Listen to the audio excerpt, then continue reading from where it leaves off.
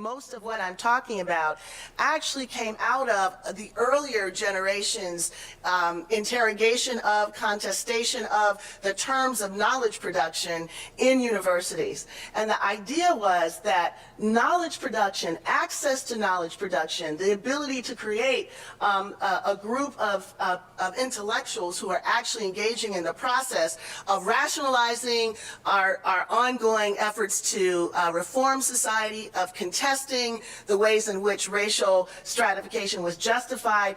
That project was ever so much a part of the civil rights movement as voting rights was. It means that we have to develop habits of perception, habits of analysis that acknowledge the inadequacies of the conceptual tools on which we are compelled to rely. What happens when those in power use their intellectual resources to keep marginalized voices silent? What's this behavior called? My name's Miranda Taylor, or Audrinisms. Get ready with me while I explain hermeneutical injustice. So, what is hermeneutical injustice? Let's start at defining hermeneutics. According to the Stanford Encyclopedia of Philosophy, hermeneutics is the study of interpretation. It focuses on the basic nature, scope, and validity of interpretation. The interpretation of human intentions, beliefs, actions, or the meaning of human experience within the context of arts, literature, and historical testimony. Like all philosophical concepts, there's a myriad of perspectives within its framework. I'll be focusing on Miranda Ficker's Chapter 7, Epistemic Injustice, and Rebecca Mason's Two Kinds of Unknowing. In her paper, Ficker argues that unequal power relations cause an imbalance in hermeneutical resources, which harm non-dominant groups.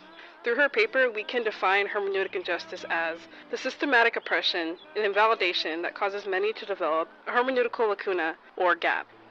Conversely, in Rebecca Mason's paper, she holds that Miranda Ficker's analysis of hermeneutical injustice fails to recognize that marginalized groups can be silenced by dominant groups while also being able to express their own social experiences. Mason contends that non-dominant groups have epistemic agency, despite gaps in conceptual resources. How can their interpretations be applied to a recognizable example? Todd Haynes' 2023 film, May December, focuses on an actress who has been cast to portray the relationship of Casey Atherton and her husband Joe Yu, whom Atherton met and became pregnant with the first of 3 children when she was 36 and he was only 13. Throughout the film, we slowly witness Joe reckon with the reality of his lost childhood due to being preyed upon by Gracie. In a scene where he finally tries to talk to Gracie about the implications of their relationship, Gracie succinctly responds with, "You seduce me," shutting down any chance for him to confront her about her years of abuse. Now, Ficker would argue that Joe suffered hermeneutical injustice, as he was unable to communicate his social experience due to the structural, conceptual gaps that were within the common pool of resources at the time they met, which was the 90s. Joe suffered from an acute cognitive disadvantage because of the hermeneutical gap regarding his abuse. Now, Mason would argue that while Joe may not have had the exact language for his maltreatment and molestation, he was still capable of understanding his own experience.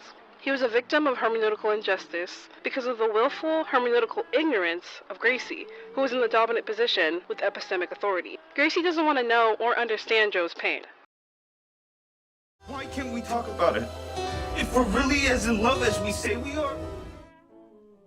With all that's been said, what do you think? Do Ficker's or Mason's arguments account for those within non-dominant groups that actively choose to separate themselves from the dominantly controlled common pool of resources? Is this an option for members of non-dominant groups? Should non-dominant or marginalized groups create their own hermeneutical identity? What are the implications of ignoring and refusing to pull from the common pool of resources? I personally lean closer to Rebecca Mason's argument and her paper, Two Kinds of Unknowing. I feel like it's a more comprehensive look into how conceptual perceptual gaps can affect marginalized groups, but how we kind of create solutions outside of that. Something I'll get into in a later video, and a big focus in Black feminisms, is knowledge validation. As you heard in the clips in the beginning of this video, knowledge validation hold power within really any activist or civil rights struggle. What's interesting is that Black feminist philosophers have and continue to exist within their own hermeneutical identity. These papers I pull from and the research I've done and the studying I do all comes from a place of refusing to accept the common pool of resources intellectually. I feel like this resistance can manifest in other arenas. It can show up in fashion, in music, in movies, resisting what dominant groups and people who control the common pool of resources in our society, what that looks like to resist it. I feel like I've seen that manifest in other realms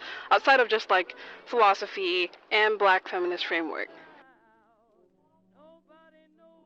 Again, this is Maya Danae Taylor, or Audrinisms, and this was Bite-Sized Black Feminisms. Thank you for your eyes and ears. If you're interested in any links to sources referenced in this video, check the description box below.